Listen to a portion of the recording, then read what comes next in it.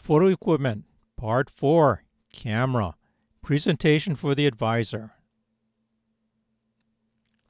Camera is the fourth video in the equipment series of videos. What we will cover: brand and model selection, dSLR versus mirrorless, format, APS-C versus full frame, comparisons, recommendations, and summary. Navigation. This is a long video. Please use the chapter links to go directly to the chapters that you want to view. Brand selection. My opinion. If you know a particular camera system, such as Nikon, then helping your staff is easier with the camera system that you do know than one that you do not know, such as Canon. If you have classes and organizations that can and do share equipment, such as yearbook, journalism, sports leadership, ASB, and others, then it makes sense to standardize on a common system, such as Canon. If you do not share equipment, then you can do your own thing. What do you have? Brand. If you are using one brand of camera, I recommend staying with that brand, unless you have a good reason to change brands. Mixing brands is a recipe for confusion. All brands do the same thing, but in different ways or names. For example, shutter priority is coded S on Fuji, Nikon, and Sony, but it is TV on Canon. So if you read your documentation and it says set the exposure to mode S, but you have a Canon, you'll look at your camera and says, hey, I can't set it to S. There is no S on the dial. There is no S because shutter priority is TV on the Canon.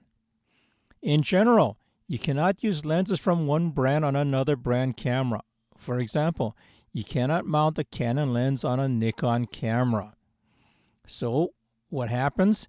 Someone grabs a camera and lens, goes down to the football field, and attempts to put the lens on the camera, but it doesn't fit because the Canon lens will not mount on a Nikon camera. What do you have? Model. If you are using a specific model of camera, I recommend staying with that model, unless you have a good reason to change models. For example, the discontinued Nikon D5600. You have two options. First, to a production D7500 dSLR, or option 2, to a mirrorless Nikon Z50 Mark II. Using different models of cameras, even of the same brand, could and will result in confusion. For example, going from the Nikon D5600 with one command wheel to the Nikon D7500 with two command wheels will result in confusion. dSLR lenses, adaptable. On this chart, we'll take a look at a couple examples. A Nikon F dSLR lens, there is no adapter to let it put that lens on a Canon ES dSLR. The same thing in reverse. Canon ES dSLR lens, there is no adapter, so you cannot put it on a Nikon F dSLR. How about mirrorless? Adaptable and not.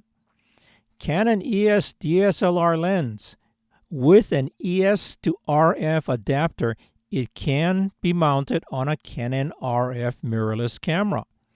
However, in reverse, the Canon RF lens cannot be put onto an ES dSLR. dSLR versus mirrorless. Recommendation: go mirrorless. As of summer 2026, there is only one dSLR in production that meets the requirements for yearbook. That is the Nikon D7500. dSLR cameras and lenses are getting harder to find as they are being discontinued, and the prices of mirrorless cameras are competitive with dSLRs. If you have budget limitations, you have two options, both used. First, go with a used DSLR. You'll be good for about 5 years or so. But because the DSLR model is likely to be out of production, you need to buy spare cameras. Because when one of those cameras dies on you, you can't just pick up a phone and call a camera shop to get a new camera. You're going to have to search the used market for a camera. And sometimes you may have to search for a few months before you can get another camera, which is why you need a spare camera readily available. Next, it is getting harder to find DSLR lenses as the manufacturers discontinue them. I've had to wait months to get another replacement lens. So get your lenses as fast as you can. And expect to migrate and convert to mirrorless at some time in the future. Second option is to go with used mirrorless cameras. Format: APS-C or full frame.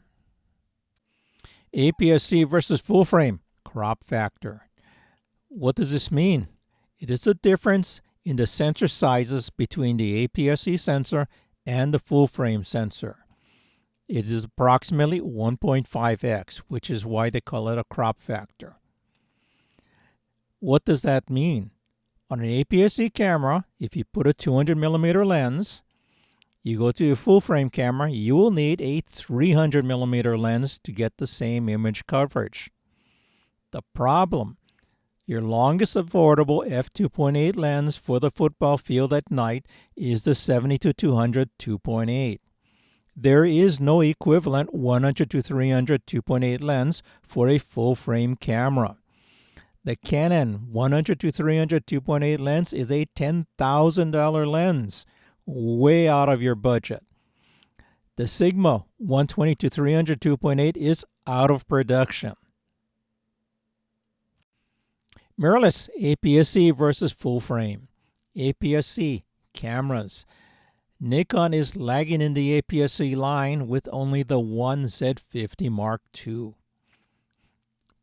Contrast that to Canon, Fuji, and Sony, which has more APS-C cameras to choose from. So you are not stuck with just that one model. Another negative is there are some full-frame cameras that are similar or lower in price than the high-end APS-C cameras. So the question comes up, why should I get an APS-C camera when I can get a full-frame camera? Lenses. Third-party lens makers are still fleshing out their mirrorless lenses. As with DSLRs, you still need the full-frame 2.8 lens for night field games. There are no lower-cost APS-C equivalent lenses. Canon has not opened the full-frame RF mount to third-party lens companies. Full-frame camera. Positives. There are some full-frame mirrorless cameras that are similar or lower in price than the high-end APS-C cameras. So why should you go for APS-C when you can get a full-frame camera for even less?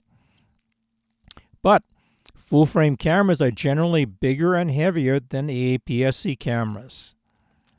On the lens front, big item is Canon has not opened the full-frame RF mount to third-party lens companies. This limits and complicates what lenses you can use. For example, the Canon 7200 2.8. You are limited to only the Canon RF 7200 2.8 or a Canon or Sigma EF 7200 2.8 with the EF to RF adapter. There are no third-party 72-200 2.8 RF lenses. You have a similar issue with the 24-70 2.8 lens.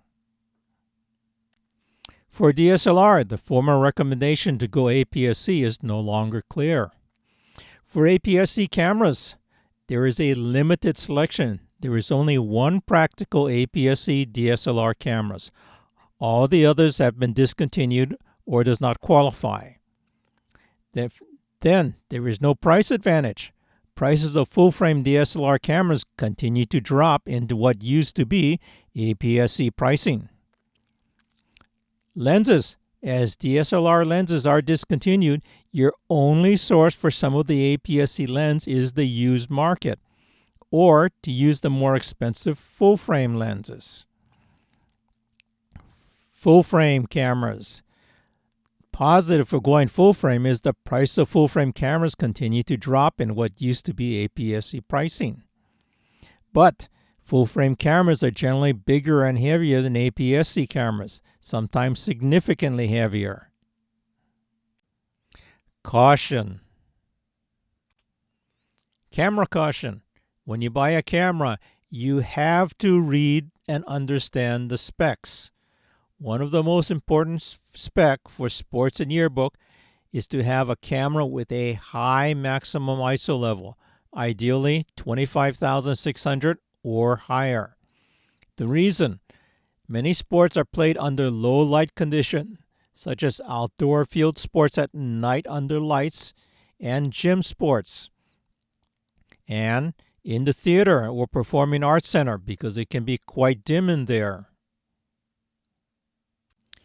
Caution on a Canon model name. The T7 is not a T7i. This subtle name difference has significant practical effects for sports and yearbook photography. Several yearbook advisors, and probably many more, have been confused by the similar names. The devil is in the detail. You have to read and understand the specs. This table shows you the difference. T7 max base high ISO 6400, T7i 25,600. That is a significant difference.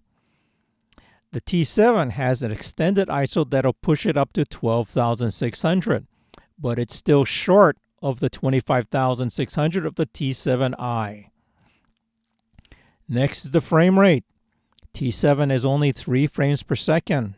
T7i will do 6 frames per second. The T7, in summary, is a poor low-light camera for night and gym sports and the theater. And 3 frames per second is quite low for sports. Basically, the T7 is a crippled T7i and is like going backwards to the T5i. Note, the T7i has been replaced by the T8i, which has since been discontinued. But the reason this slide is here is the T7 is still being sold and still confusing people. Cameras and comparisons, 2026 summer. APS-C cameras on the left, $1,000 and below on the top, and $1,000 to $2,000 on the bottom. On the right, full-frame cameras, $3,000 and below. Camera comparison notes. You have to understand the effect of the various items to your environment. It may be very relevant or it may not be relevant at all. And the various items are on the little snippet on the right side of the screen. For each camera, have a bunch of categories or items going down. Megapixels. For most purposes, 20 to 24 is all you need. If you have 40 megapixels, do you really need it? Probably not. Max ISO. This is very relevant for low light environments, gym, night sports, and the theater. You want at least 25,600 for these. However, it is not relevant if you only have day games. You're not going to be up at 16,000 ISO in the day. IBIS, in-body image stabilization. Important if the long lens does not have optical image stabilization. It is not important if the lens does have stabilization. So if your lens is stabilized, your body does not need to be stabilized. FPS with CAF. What that means is frames per second, frame rate, with continuous autofocus. This is important for sports. This is not important if your school does not have sports. Built-in flash. If the camera does not have a built-in flash and you need a flash, you're going to have to buy and use an external shoe flash. MSRP is list price. Be aware that many times you are not paying list price. Some cameras have significant discounts on the list price. So the list price is just a guide. Camera comparisons, APS-C DSLR. There are only two, Canon T7 and the Nikon D7500. Going down the specs, the relevant specs to look at is the max ISO. Canon T7 maxes out at 6400 for the base, 12,800 for the extended. And the problem is, in our football field and gym, the max base ISO on the T700 just will not cut it. You can't use it at night on our field and in our gym, especially if you use the kit lens. Down on the frames per second line, 3 frames per second is pretty slow. The only thing that the T7 has going for it is the price. It is the lowest price camera. If you do not have night games or a gym, it will work for you, but it's not a low light camera.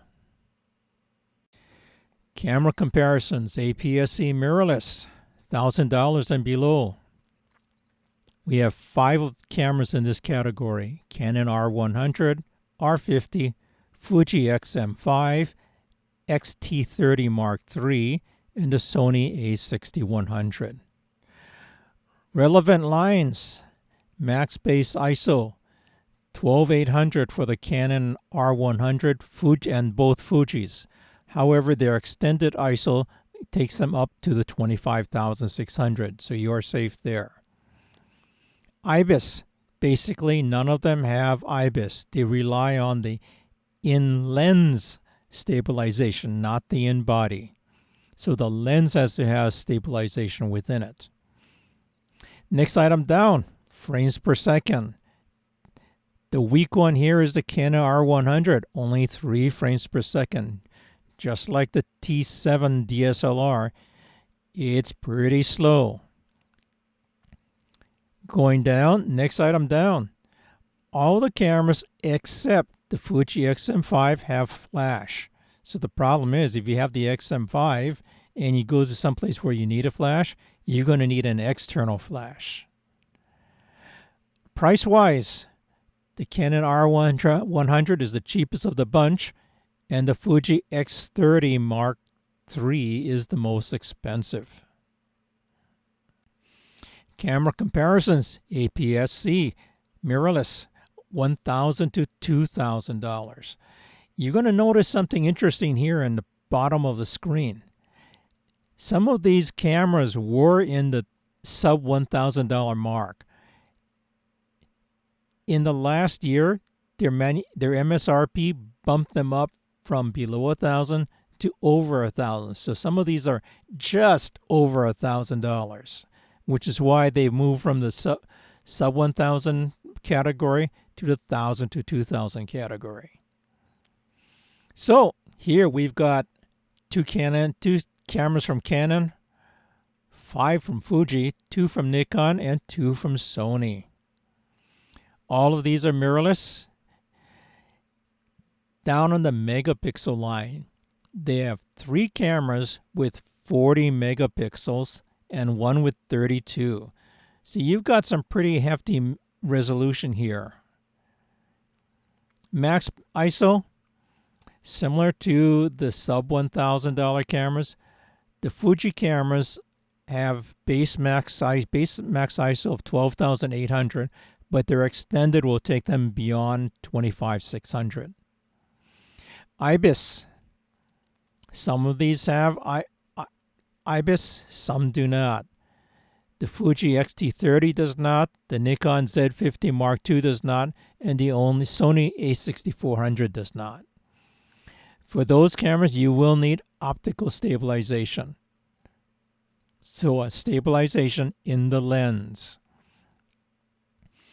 Next item down, frames per second. You've got a couple cameras here, the Canon R7 and the Nikon Z50 Mark II. They'll do 30 frames per second. If you've got a situation where you want to capture a high frame rate, those are the ones to go for.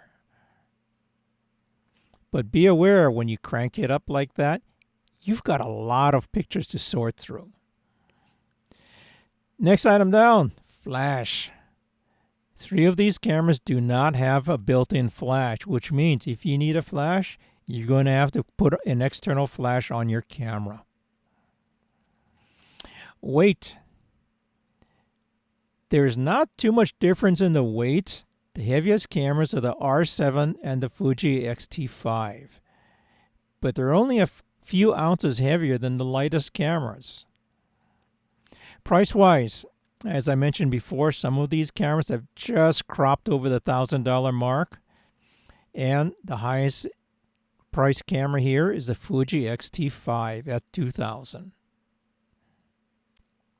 Camera comparisons, full-frame DSLRs, $3,000 and below. Canon 5D Mark IV, Nikon D780, and Nikon D850. Of the bunch, the highest resolution is the Nikon D850 with 45 megapixels. But do you really need that much megapixels? Probably not, but it's nice to have it. ISO, all of them are adequate. IBIS, no DSLR has IBIS, so this is no for all of them. Frame rate, all the same. Built-in flash, none of these have a built-in flash. You will need to use an external flash. Weight, the Nikon D850 is the heaviest of the bunch, but actually not by very much. It's 32.3 ounces, and the lightest is 30 ounces. So it's only about 2 ounces heavier. So they're basically all the same weight.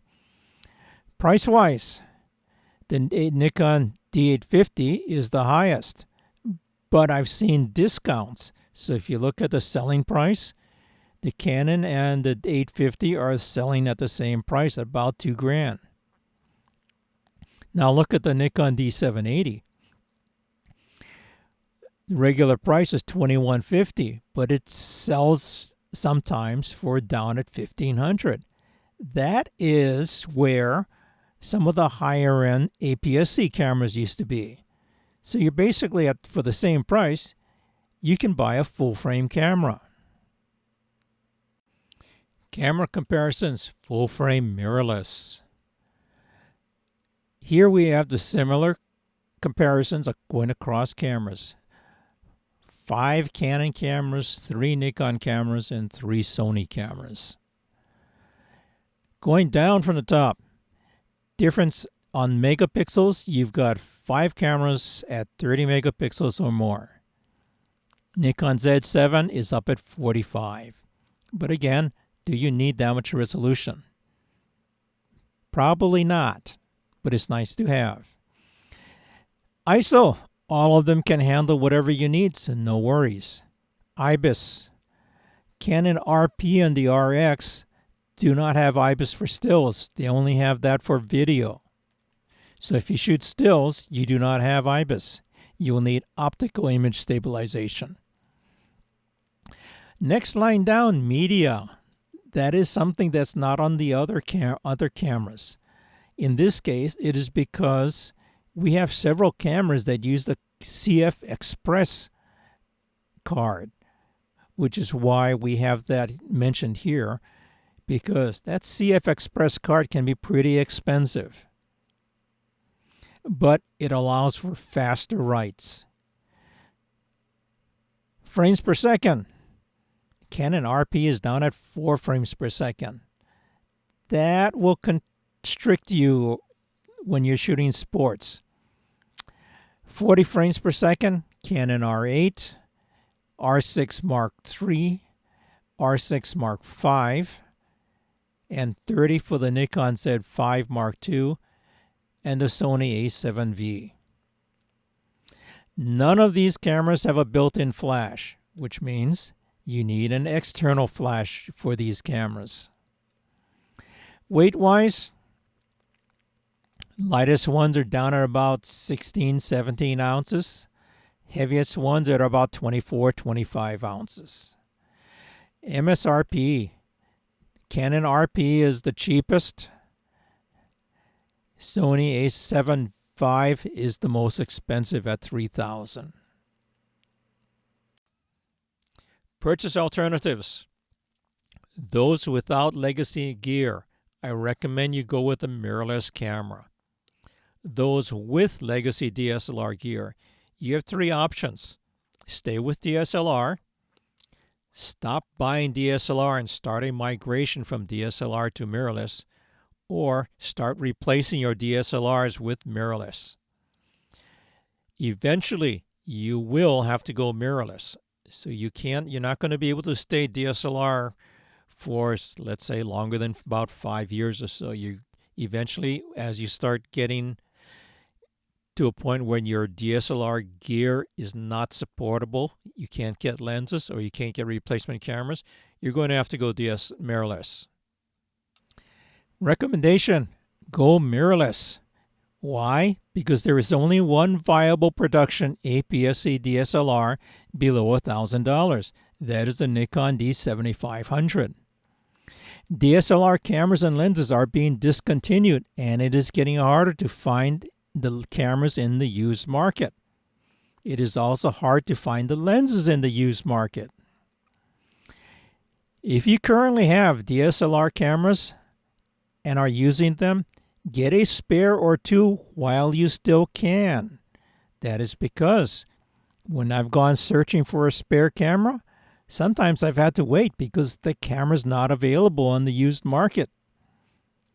So, if your camera dies on you, you need a spare to grab, or you'd be down one camera. So start planning your migration to mirrorless. Camera recommendations. This table shows the recommended cameras based on two criteria: format, either APS-C or full frame, and brand. So if you happen to like Canon, you can go to the Canon line and look across to either APS-C or full frame, depending on your preference, and you will see the camera we recommend. The end. Please continue to Part 5, Sample Kits and Purchasing Plans. Please like and subscribe.